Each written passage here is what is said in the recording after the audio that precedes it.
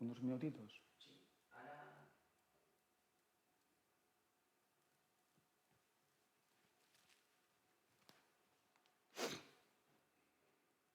Bueno, bienvenidos a esta primera conferencia de Voces de la Naturaleza.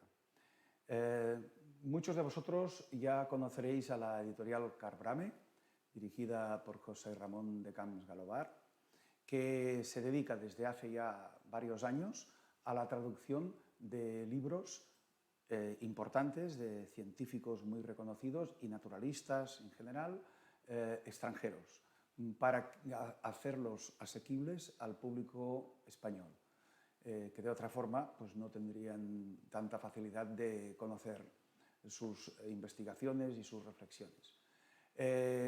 Aquí tenemos algunos de los que, por si os suenan de haberlos visto. Regresando a la naturaleza, cuando ya no estén, Darwin 2.0, Las maravillas de la naturaleza salvaje, que la colección se llama Naturaleza salvaje, la de estos libros.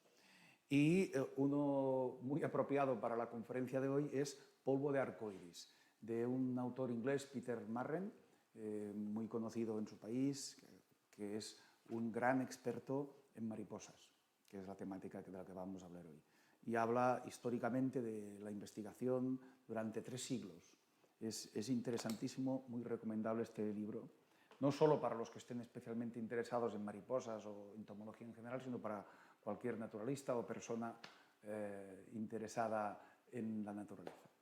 Bien, entonces, una de las nuevas actividades que va a hacer la editorial Carbrame es una serie de conferencias mensuales impartidas por expertos en cada tema. Por ejemplo, esta trata de el camuflaje y mimetismo de las mariposas, sistemas de defensa y estrategias de estos insectos. En noviembre va a hablar Luis Soler Llordés, de un ornitólogo experto de la migración de las aves, y en diciembre también ya está prevista otra a cargo del naturalista Manuel Pilloan sobre el mundo de los dinosaurios. Y luego, el año que viene, reemprenderemos en enero más conferencias que son presenciales a las 5 de la tarde, y el que no pueda venir puede seguirlas por internet. Bien, pues entonces esta serie de conferencias se llaman Voces de la Naturaleza y vamos a empezar la primera, la inaugural. Dedicada, como ya hemos dicho, al camuflaje y mimetismo de las mariposas. Esto que veis aquí es una mariposa. Lo que pasa es que un poco joven, es decir, en la fase de oruga. Y aquí es esta misma, el mismo individuo que habéis visto, ya al cabo de unas semanas. Se trata de Saturnia piri, una mariposa muy grande, bastante conocida, se llama el gran pavón de noche y que por aquí se le llama bruja y otros nombres que tiene, y se trata del insecto más grande de Europa, muy interesante. Bueno, el caso es que es el mismo individuo. ¿Cómo es posible que en la naturaleza haya especies que sean tan distintas en una fase como en otra? Todos sabéis que la mayoría de animales, digamos, más frecuentes, o sea, los vertebrados y demás, cuando nacen son muy parecidos a su constitución y su aspecto de adultos. Pues bien, en muchos insectos no es así, y en el caso de las mariposas tampoco. La vida de las mariposas empieza en una fase de huevo. De allí nace una oruga cuya función principal es comer. Es como un estómago con patas, ¿vale? Es ingerir toda la materia nutritiva y toda la energía para poder disponer durante el resto del ciclo biológico, de su ciclo vital. Lo que hacen es comer y crecer mucho. Crecen miles de veces, o sea, puede incrementar su peso en miles. Cuando ya haya acumulado suficiente materia y energía, lo que hará la oruga es crisalidar. Muchas realizan un envoltorio pupal, otras, como las diurnas, simplemente con un poco de seda que se fije a un tronco o así, pero el caso es que crisalidan, es decir, se transforma la oruga en crisálida.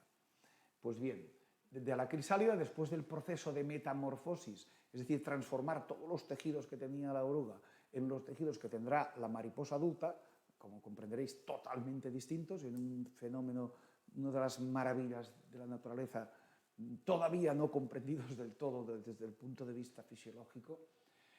El caso es que sale una mariposa de allí y es la imagen esta que vemos, con la mariposa todavía con las alas plegadas, claro, como la mariposa dentro del envoltorio pupal o de la crisálida tiene que tener las alas completamente replegadas y blandas, lo primero que hace al nacer la mariposa es extenderlas. Y de muy pequeñitas las alas van a ir creciendo a base de impulsarles la hemolinfa y sangre, digamos, a través de las nervaduras, de las venas que tiene en las alas, que todos habréis visto en las mariposas, y cuando están extendidas del todo, como aquí, pues entonces ya se endurecen, al cabo de unas horas ya se han endurecido y ya tienen su capacidad de volar. Entonces, el adulto, ¿qué función tiene? Ya no tiene la función de crecer, no tiene por qué acumular nada, porque ya es la fase, digamos, final. Es decir, lo que hace es, algunas no se alimentan en absoluto y otras, como esta, sí que se alimentan, pero es una alimentación muy limitada. Un poco de energía, digamos, como si repostasen gasolina para seguir volando y viviendo el adulto. En este caso, veis, con la espiritrompa está sorbiendo néctar de unas flores.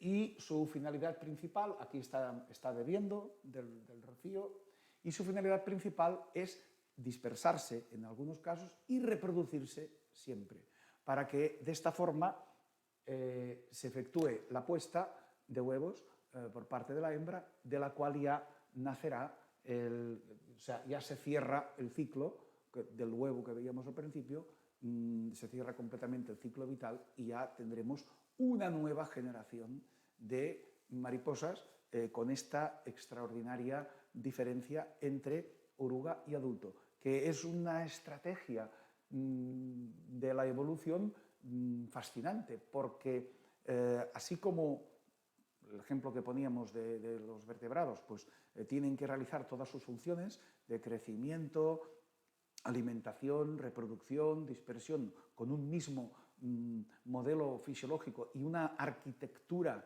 por decirlo así, mecánica, muy parecida desde pequeños a adultos. En cambio, estos fascinantes insectos lo que hacen es decir, bueno, vamos a ver, ¿qué tenemos que cumplir para poder vivir? Tener materia y energía para crecer. Muy bien, esto lo va a hacer la oruga, que lo va a hacer de maravilla, y bien camuflada y escondida. ¿Y el adulto qué tenemos que hacer más? Dispersarnos y reproducirnos. Muy bien, esto lo hará otro tipo de arquitectura, que es la mariposa adulta. Y claro, como son tan distintos, necesitan en medio una fase de metamorfosis, de transformación radical, que permite que sea el propio individuo que lo haga. ¿De acuerdo? Muy bien, pues vamos a pasar al siguiente punto,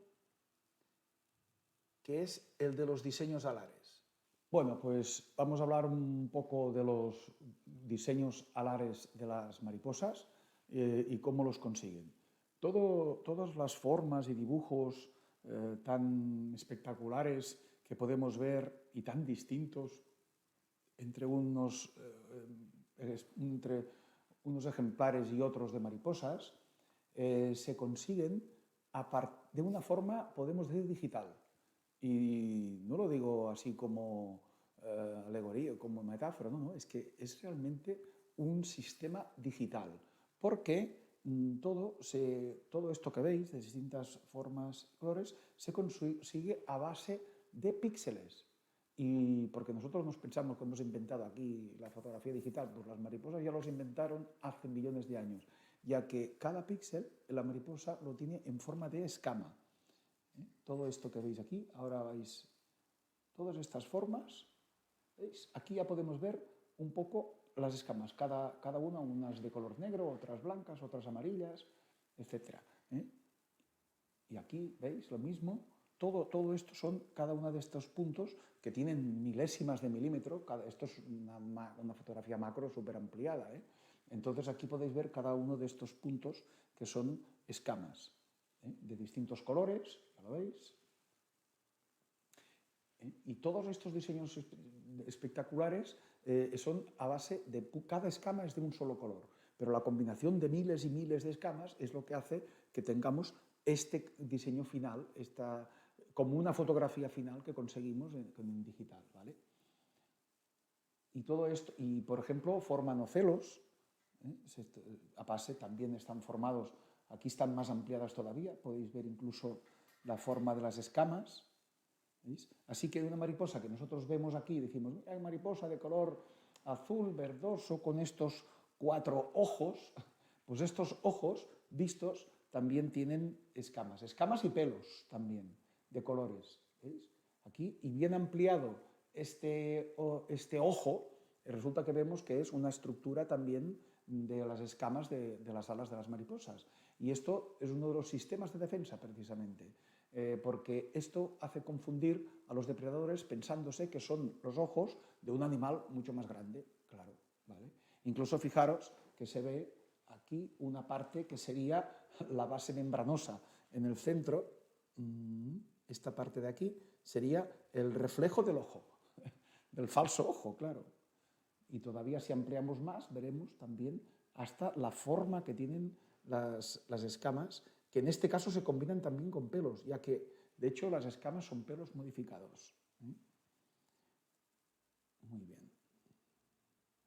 Y entonces, esto es porque todas las formas y camuflajes y mimetismos que veremos, todos son conseguidos a base de estos puntos que os decía.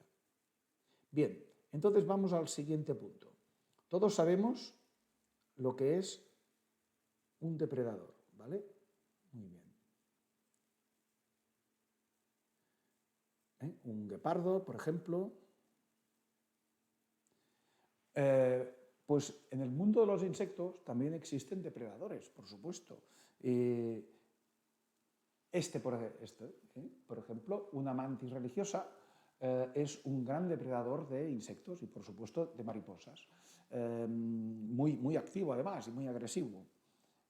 Y luego también hay otro tipo de animales que se aprovechan, se alimentan de las mariposas, pero de distinta forma, no depredándolas de forma directa y comiéndoselas y ya está, sino de una manera más sutil, que son los parásitos.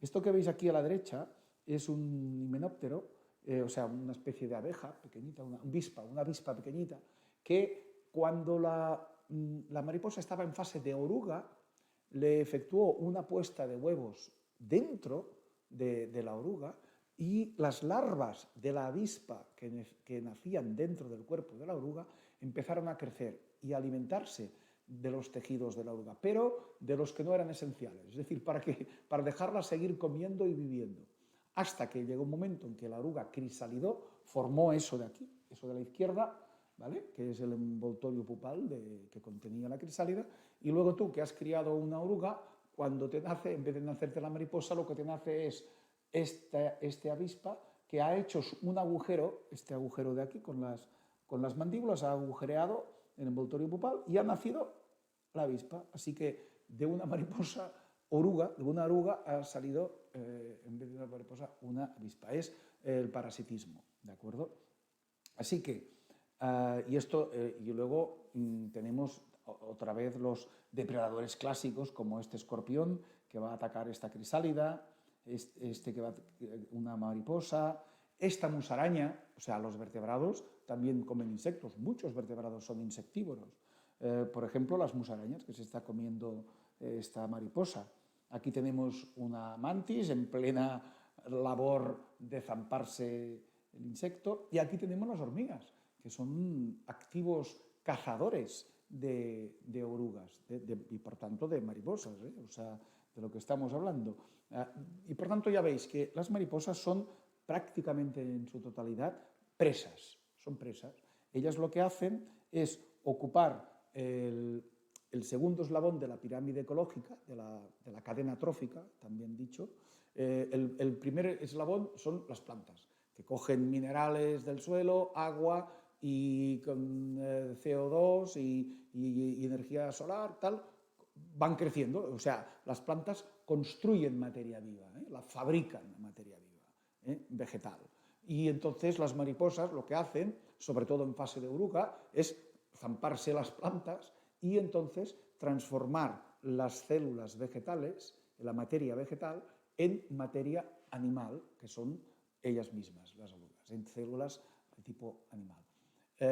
Y son lo que se llama el segundo nivel, ocupado por las mariposas, que son los consumidores primarios, también se llama, y lo que pasa es que la materia y energía que han cogido de las plantas, ellas las van a transferir a los depredadores y parásitos, que son los que se alimentan de mariposas. Ocupando el tercer, los depredadores y parásitos son los que van a ocupar el siguiente nivel. Aquí tenemos esto que veis aquí, es un poco el drama que a veces habréis visto todos seguros en documentales de National Geographic y demás, habréis visto que una leona que ataca a una gacela y luego vienen las otras de la manada. Pues aquí tenemos, la gacela está aquí, es nuestra oruga de mariposa, y aquí tenemos que primero la cazó la leona y ahora ya viene la manada para zamparse, y aquí ya se la están llevando al nido, o sea que las hormigas son unos activos depredadores de mariposas en fase de oruga. Centrado ya este tema, de que son presas, vamos a ver ahora cómo se lo hacen para defenderse de los depredadores. O sea, en primer lugar, habéis visto al principio que he pasado una puesta de huevos, que había muchos de pequeñitos, todos aquellos los había puesto una sola hembra. Las hembras de mariposas pueden llegar a suelen poner cientos de huevos, y hay casos de hasta miles de huevos una sola hembra, ¿de acuerdo? Por tanto, esto ya es una estrategia ecológica, una adaptación evolutiva, porque, por decirlo así, la hembra ya sabe entre comillas, porque es un proceso evolutivo, pero es una manera de explicarlo, la hembra ya prevé que va a haber una gran pérdida de ejemplares a lo largo del proceso de huevo, oruga, crisálida y adulto, a lo largo de todas las fases, va a haber una gran pérdida de ejemplares. Por lo tanto, ya previéndolo, vamos a poner muchos para que así queden algunos y se perpetúe la especie. ¿De acuerdo? Entonces aquí vemos un lagarto que tiene este color como la arena del desierto. ¿Por qué? Porque está camuflado, ¿vale? Para pasar desapercibido. O los oryx, por ejemplo, que tienen un color así también del terreno de la sabana en que viven, para que también pasen desapercibidos. Esta oruga, ya estamos en las mariposas, que puede parecer así, hombre, pero esto no son colores tan crípticos, no es tan camuflado, pero sí que lo es, porque vive en estas plantas que tienen flores amarillas, y por eso tienen estas franjas. Y estos son arbustos llenos de muchas florecitas amarillas que permiten que las orugas se confundan y no sean identificadas por los depredadores, por ejemplo, por las aves insectívoras o cualquiera de los depredadores que tienen. Pues bien, otras estrategias de defensa de las mariposas como presas que son, es directamente envolverse con algo del entorno. Porque, a ver, ¿qué se parece más a una hoja de un árbol? Otra hoja del árbol. Entonces, ¿qué hacen las orugas? Lo que hacen es primero se comen las hojas del árbol y van creciendo, y cuando han crecido ya lo suficiente, arrancan unas cuantas hojas, se las enganchan por la parte de fuera del envoltorio pupal de la crisálida, y así la crisálida, que es una fase estática y que por lo tanto no puede huir, pues está ya protegida por esto. Esta otra hace lo mismo, envuelve en una gran hoja toda la crisálida. Esta es otra estrategia de las orugas, que es romper trocitos pequeños de ramitas pequeñas del entorno y engancharlas en la seda que cubre la crisálida. Y así, claro, un montoncito de tronquitos pequeños pues no se distingue del resto.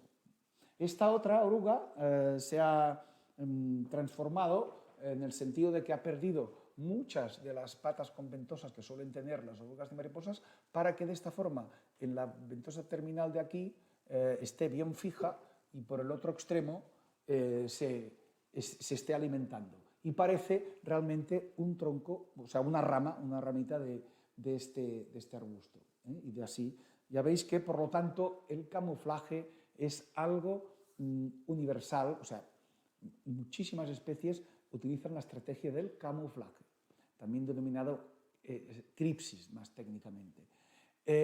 ¿Y por qué? Se basa en algo muy simple, una frase que todos entenderemos: si no me ven, no me comen. ¿Verdad? Que eso todo el mundo lo entiende. O sea, es la mejor estrategia. Si tú eres capaz de pasar desapercibido allí en el entorno en que vives, pues no te van a depredar, no te van a alimentar. Por ejemplo, una mariposa nocturna, esos colores marronosos, grisáceos, que se confunden también por la noche con el sustrato. Esta otra, también veis así, con colores disruptivos, ¿veis? Así, colores como de camuflaje. Habéis visto los uniformes del ejército, ¿no? Y los tanques y todo, siempre se ponen con colores así para que no se identifique bien la silueta. O aquí, por ejemplo, incluso puede ser difícil localizar, al final podremos localizarla aquí, una pequeña mariposa que está mezclada con esos líquenes. Esta otra, que fijaros, como tienen una planta nutricia preferente, entonces ya el adulto que nacerá allí donde ha crisalidado la oruga, pues ya ha adoptado un diseño alar que se parece extraordinariamente, ¿veis? Este diseño de la mariposa se parece extraordinariamente a la propia estructura de las hojas, pero ya pensando no el diseño original de la hoja cuando brota, no, sino que luego se va a secar un poco, se va a romper, le van a salir unos pequeños hongos, y entonces ya teniendo en cuenta todo eso, la mariposa tiene este diseño que es el más eficaz para camuflarse. Y aquí, bueno, podréis distinguirla si os fijáis bien, pero es que, claro, fijaros, primero intentad localizar la mariposa aquí, y ahora os lo digo cómo está. En esta parte de aquí está la cabeza. Esto es la cabeza y esto es el perfil del alar, de una ala. Y aquí estaría el de la otra, casi tapado, ¿vale? Está aquí. Pero claro, fijaros, si os ha costado de ver a primera instancia, teniendo una foto ampliada y diciéndoos que está aquí, imagínate si estuvieras, nada, simplemente mirando el árbol y en un rinconcito del tronco está la mariposa.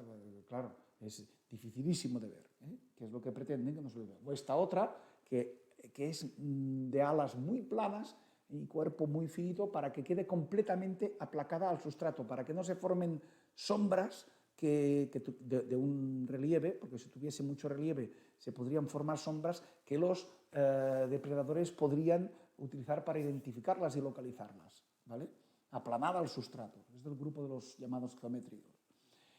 Y en el mismo grupo de los llamados geométricos hay un caso muy conocido y muy estudiado, que es el de esta mariposa, que inicialmente tenía estos colores más bien blanquecinos, ¿veis? Con unos puntitos negros, porque así de esta forma se camuflaba muy bien en la corteza de los árboles, de los bosques donde vivía, donde vive. Bueno, entonces, ¿qué ocurrió? Que ya en el siglo XIX, así con el advenimiento de la era industrial, este estudio se hizo en Inglaterra, pues claro, había una cantidad de emisión de humos y carbonilla y tal en el ambiente, y entonces los troncos empezaban a quedar un poco ennegrecidos, ¿vale? Entonces, ¿qué pasó? Pues que claro, resulta que una forma, o sea, todos sabéis que siendo descendientes de la misma pareja de padres, los hijos, aunque sean hermanos entre sí, son distintos. Eso en todas las especies. Veréis uno que es más alto que el otro, uno que es más oscuro, el otro que tiene bueno, siempre hay diferencias. Pues bien, estas diferencias a veces son más notables y en este caso alguno de los descendientes pues era más oscuro y este ya prácticamente negro.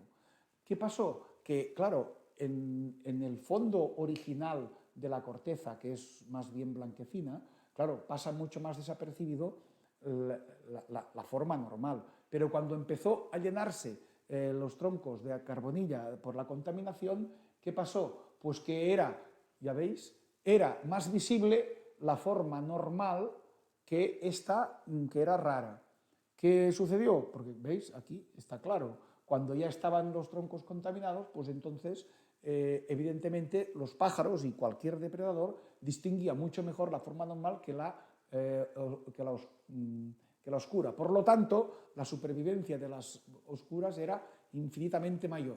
Es decir, se llegaban a reproducir en mucha mayor proporción que la forma normal. Conclusión, la forma normal pasó a ser muy rara y la que era rara pasó. Es así, esto es el mejor ejemplo que tenemos en un corto periodo de tiempo de la evolución.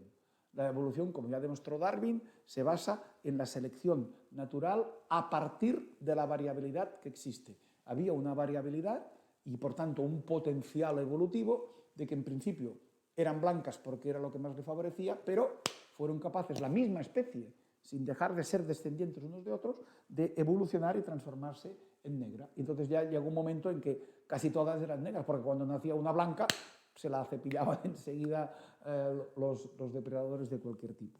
¿Vale? Y esto lo hizo un famoso biólogo inglés, Kettlewell, y realmente explica muy bien el tema que estamos tratando hoy en día del camuflaje y su gran sentido evolutivo, y por eso es tan importante. Pero se han seguido haciendo observaciones y estudios muy interesantes, como por ejemplo este de aquí.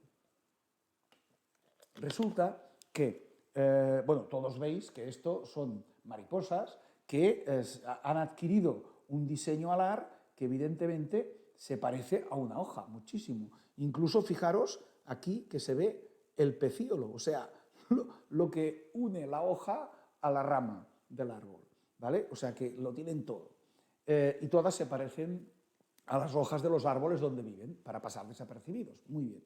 Pero claro, si tuviésemos un solo diseño que fuese pues, el más adecuado, pero todas fuesen iguales, ¿qué pasaría? Pues que los depredadores, los aves, por ejemplo, que son muy inteligentes, pues podrían distinguirlas. ¿Por qué? Porque las hojas de los árboles tienen aspectos muy distintos, porque una está rota un poco, la otra tiene unas manchas de hongos, la otra lo que sea. Entonces, como todos veis, cualquier árbol pues tiene esta variación en el aspecto de las hojas. Pues entonces, ¿ellas qué hacen? Es más eficaz mantener una diversidad de diseños, todos ellos parecidos a las hojas, claro, para que no les localicen, pero además para que el depredador no pueda identificar un diseño específico en el que fijarse, pues todas estas son hermanas entre sí, descendientes, y sin embargo se mantiene. Eso genéticamente todavía no se ha explicado cómo se consigue mantener, o sea, pero es un fenómeno sorprendente. Bien, seguimos el siguiente punto. Bueno, como sistemas de defensa, ya decíamos que hay uno que es preventivo, que es este de la alta tasa de reproducción, ¿vale? Es decir, poner una sola hembra centenares o incluso miles de huevos para que así ya tenemos en cuenta que se van a perder muchos a lo largo de todo su ciclo, tanto de orugas, crisálidas. Aquí tenemos unas que también se parecen mucho a la forma y color del tronco. Y luego hay sistemas de defensa, digamos, más contundentes, digamos, físicos, o sea, como el que hace esta crisálida, que claro, ya comprendéis que es una de las fases más delicadas porque no pueden ni correr como las orugas ni volar como los adultos, y se protegen con esta capa que es de seda, pero no muy delicada como otros casos que simplemente las recubre, sino que es durísima, es coriácea. Esto, por supuesto, está cortado, lo hemos cortado para que podáis ver cómo es. Pero esto, cuando un depredador intenta comérsela, muchos pequeños depredadores no pueden atravesar esta capa protectora. De manera que es otra, o esta otra, vista ya sin cortar, esto es durísimo, o sea, esto es como una piedra. Otros sistemas de defensa de las orugas muy contundentes, pues son los pelos urticantes, como los que tienen muchas especies. ¿Veis? Que esto además, cuando algún depredador intenta comérselas, se enrollan y hacen que sea toda una bola de pelos, y muchas son urticantes, con lo cual al final el depredador resiste, ¿no? Algunas incluso incrementan eso con el comportamiento gregario, es decir, se juntan porque así, si el depredador es un poco más grande y quiere comerse, como van a desprender una gran cantidad de pelos urticantes, pues es mucho más efectivo que si solo hubiese una oruga suelta. ¿Veis? Y aquí empezamos a ver una cosa. Ostras, estos colores ya no son tan camuflados, ¿verdad? No, efectivamente, pues son unas franjas amarillas rojas, que esto desde luego se ve a distancia. ¿Qué pasa aquí? ¿Que no se camuflan? Pues no, efectivamente no se camuflan. Ya he dicho que el fenómeno de la cripsis es muy generalizado por la cuestión esa que decíamos. Lo que el depredador no ve, no se lo come, pero hay otras que utilizan estrategias distintas, como por ejemplo estas, que son tóxicas y entonces advierten al depredador de su toxicidad con un colorido muy vigoroso, del cual hablaremos después. De momento seguimos con las que son urticantes, como la conocidísima en nuestro país de la procesionaria del pino. Aquí tenemos todas estas orugas que son estas procesionarias, ¿vale? Que también, como sabéis, forman bolsas, es decir, también son gregarias, para que nadie se atreva. Imagínate un depredador que me tira la cabeza dentro de la bolsa llena de orugas, desprenden los pelos urticantes, bueno, incluso para nosotros son peligrosas, si tocan el ojo así puede producir reacciones realmente que pueden llegar a ser graves, porque ya digo que son muy tóxicos. Entonces, vamos a esto que estábamos introduciendo ahora, el concepto de aposematismo. ¿Qué es el aposematismo?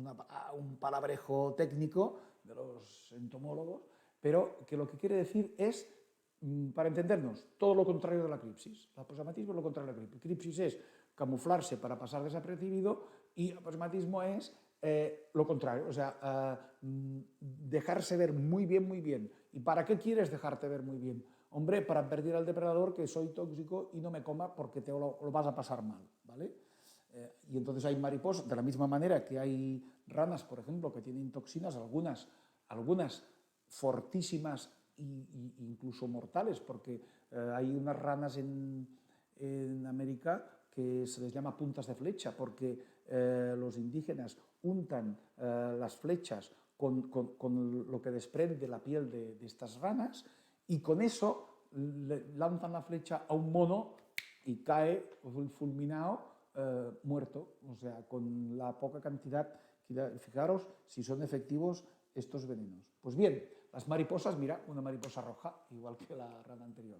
Efectivamente es por eso, son tóxicas y les interesa advertir al depredador. Esta, una muy parecida a la monarca, esta es una mariposa parecida a la famosa monarca, es la mariposa tigre, que la tenemos aquí, que realiza desplazamientos y migraciones, y también es tóxica. ¿Cómo consigue la toxicidad? Su oruga come plantas que tienen toxinas, las acumula en él y dices, pero si come plantas tóxicas se intoxica. No, porque ya tiene un sistema fisiológico de que esta toxina la acumula en unos recipientes interiores del cuerpo que no interfieren en su fisiología y su funcionamiento normal. Están encapsulados, ¿vale?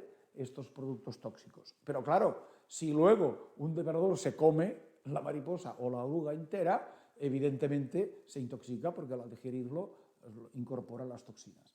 Pues bien, esto es un grupo esto es un ártido, un grupo también tóxico de mariposas de aquí, y estas son las famosas cigenas o gitanas, se les llama, que tienen estos colores azules y rojos que advierten de que tienen derivados de cianuro. Así que fijaros hasta dónde llegan, aquí las tenemos. Y son unas mariposas que la gente dice son muy tontas.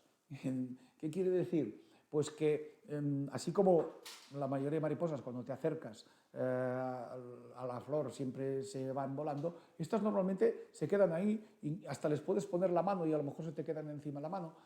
¿Por qué? Porque confían tanto en su toxicidad y que te lo están advirtiendo con sus colores tan llamativos que ya saben que no te la comerás y por eso no se molestan en huir muchas veces.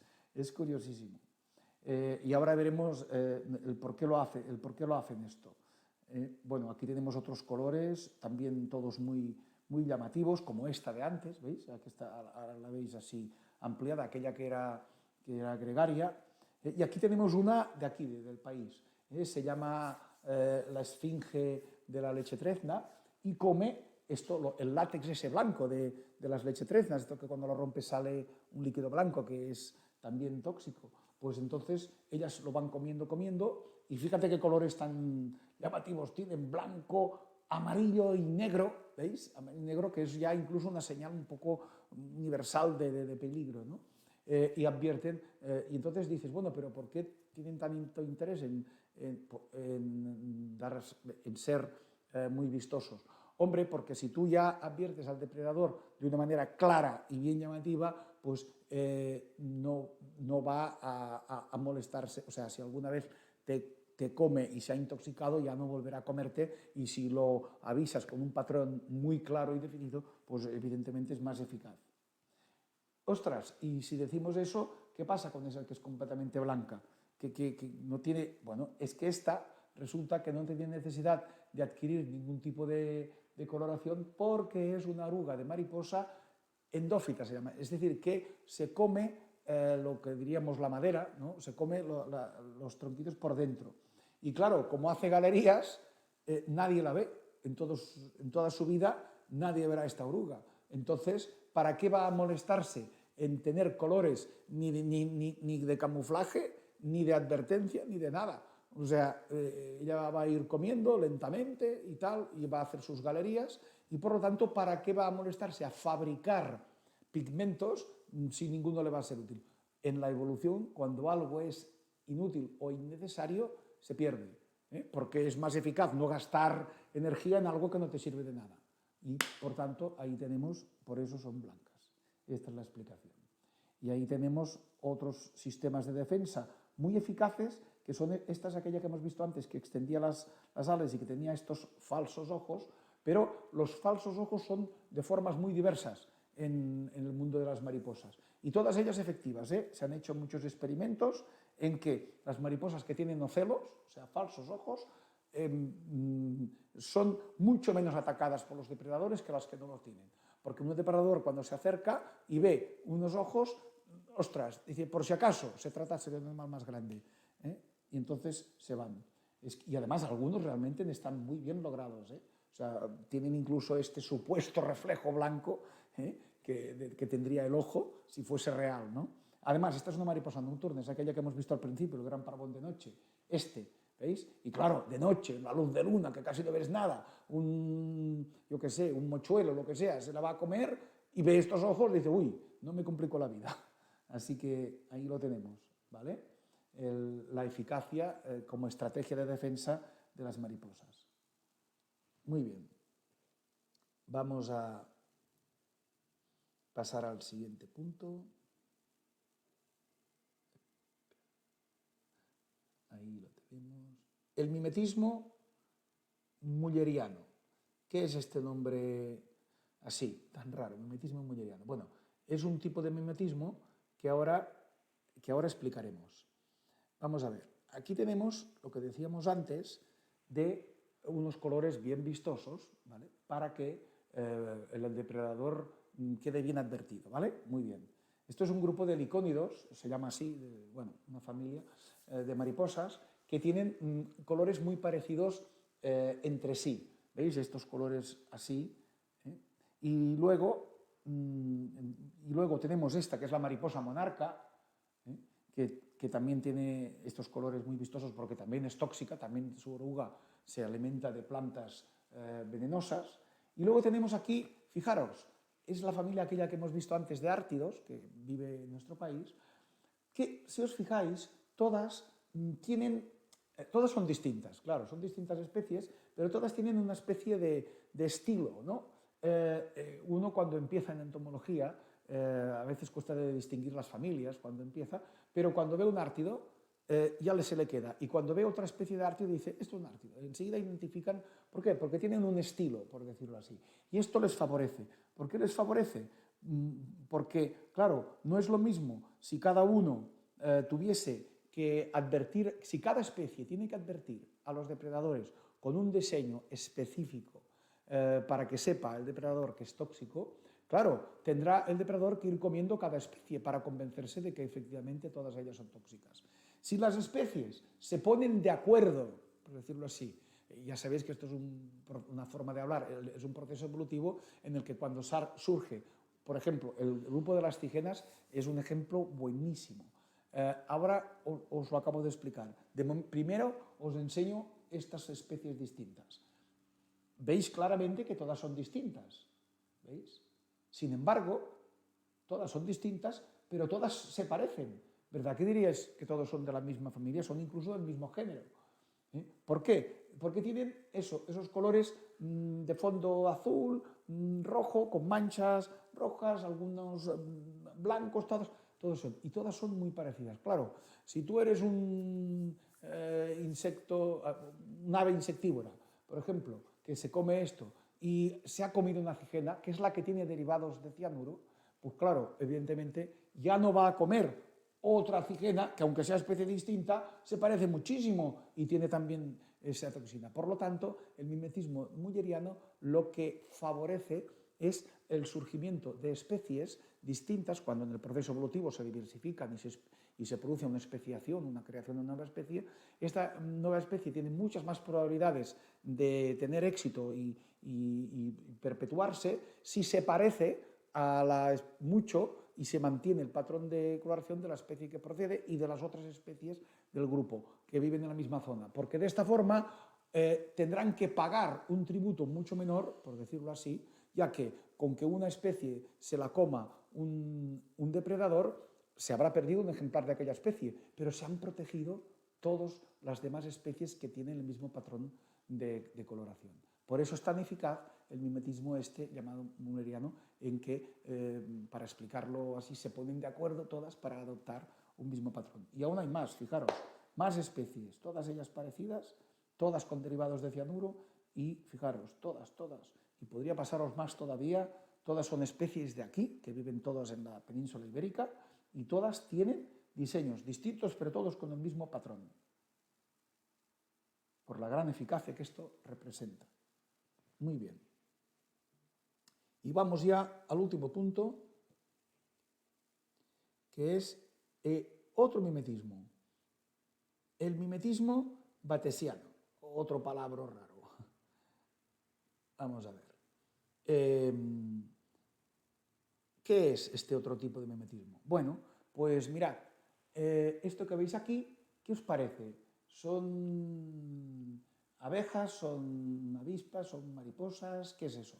Son mariposas, pero unas mariposas muy curiosas que han perdido parte de sus escamas para que la base membranosa dé una transparencia, ¿vale? Pero es que además estas mariposas, ¿veis? Estas mariposas han adoptado también un comportamiento parecido al de los himenópteros. Aquí tenemos un himenóptero y una mosca que los dos son totalmente inofensivos, pero se parecen a las avispas, que son las que sí que tienen un sistema de defensa. Y aquí está la clave del mimetismo batesiano de que estamos hablando. Esto que veis aquí abajo es una mariposa, pero ha perdido completamente sus escamas, ¿veis? ha perdido completamente las escamas, son transparentes como las alas de las avispas y abejas, y además ha adquirido aquí unos tonos negros y amarillos como las abejas. Y esto lo tenemos más acentuado todavía en este caso, ¿veis? Que tiene franjas, incluso muchas franjas amarillas y negras, y con las alas que también son distintas a las habituales de las mariposas. Y este caso es una que se llama Sesia apiformis, que quiere decir forma de abeja, porque ya ha llegado al colmo de la similitud.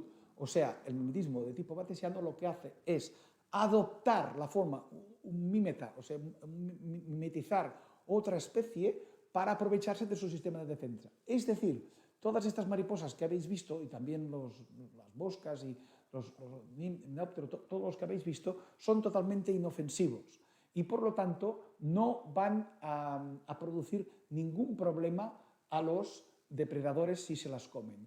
Pero como adoptan unas coloraciones que son completamente parecidas hasta el punto de que si no te fijas muy bien no podrás acertar y decidir si eso no es una abeja o una avispa, y en cambio es una mariposa, pues entonces el depredador lo respeta, ¿de acuerdo?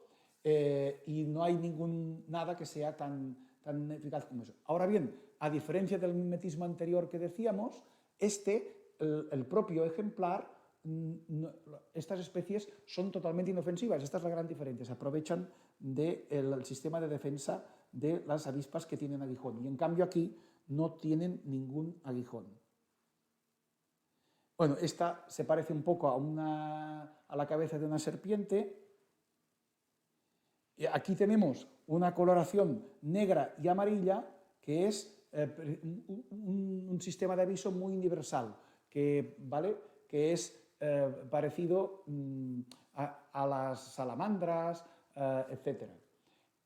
Y para terminar ya vamos, en este caso muy curioso, en que tenemos se llama mariposa de la muerte. Esto es una mariposa muy grande, con una de las que tienen mayor envergadura alar, y tenemos esta combinación negra y amarilla, tan típica, ya digo que es como una señal universal, pero en este caso es curiosísimo.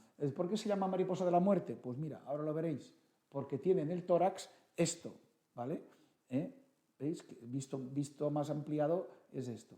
Entonces, esta mariposa tiene además una costumbre, bueno, un comportamiento muy curioso de que entra en las colmenas de las abejas y se les come su miel, se alimenta de esto. Entonces, claro, para evitar ser atacado por las abejas, resulta que adopta una coloración muy parecida a ellas, a la abeja reina, y además añade su comportamiento, es decir, emite un ruido, cosa rarísima en las mariposas, porque ninguna de las mariposas, casi no hay ninguna mariposa que emita ruido, todos lo veis, que no es como otros grupos de insectos que sí, yo que sé, los grillos, todo, bueno, pues las mariposas no. Esta es una gran excepción porque tienen esta emisión de ruido que simula el de la abeja reina, y además ha cambiado también su morfología. En vez de tener una espiritrompa larga y enrollada, tiene una espiritrompa muy corta y ancha. ¿Para qué? Porque una espiritrompa muy larga y fina no le permitiría absorber la miel, porque la viscosidad de la propia miel no permitiría absorberla. En cambio, con una espiritrompa corta y muy ancha, entonces sí que la absorbe y se come toda la miel que puede hasta reventar, ¿vale? Y así también evita y confunde. Y el gran tamaño también hace que las obreras se piensen que no es un intruso, se piensen que es la mariposa reina. Y ahora, eso sí, no caigamos en el error de pensar que esta calavera que tiene grabada en el tórax esta mariposa de la muerte asusta a los depredadores. Eso no, porque eso tiene solamente un significado. Esto es una interpretación que se llama antropocéntrica. Esto es algo, no sé, la bandera de los piratas, que sí que efectivamente tienen un significado para la especie humana, pero no lo tiene para el mundo, lógicamente, de las mariposas y demás insectos. Pues bien, como anécdota final diré que cuando en la Edad Media entraba una mariposa de estas, imaginaros, una mariposa de estas entra dentro de una iglesia, el párroco que estaba ahí, ¿qué hace?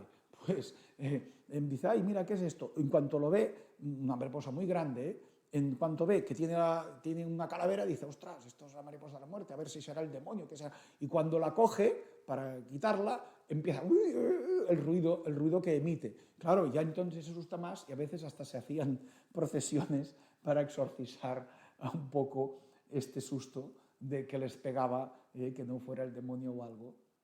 Y aquí tenemos esta totalmente inofensiva mariposa, pero que se mimetiza con la abeja reina para aprovecharse en este sentido, ¿vale? Y bueno, aquí termina la explicación de esta conferencia dedicada al camuflaje y mimetismo de las mariposas y demás estrategias de defensa frente a los depredadores. Y ha sido la primera, como os decía, de esta nueva actividad, una serie de conferencias dedicadas al mundo de la naturaleza, y este mes de noviembre, el día 26 a las 5, os esperamos a todos los que podáis venir a la calle María Cubí 170 de Barcelona, que haremos una dedicada a las migraciones de las aves, a cargo de Lluís Soler Llordés, y os iremos comunicando, todos los que nos deis vuestros datos, las siguientes que iremos haciendo en diciembre sobre los dinosaurios, y el año que viene seguiremos cada mes. Muchas gracias por vuestra atención y hasta la próxima.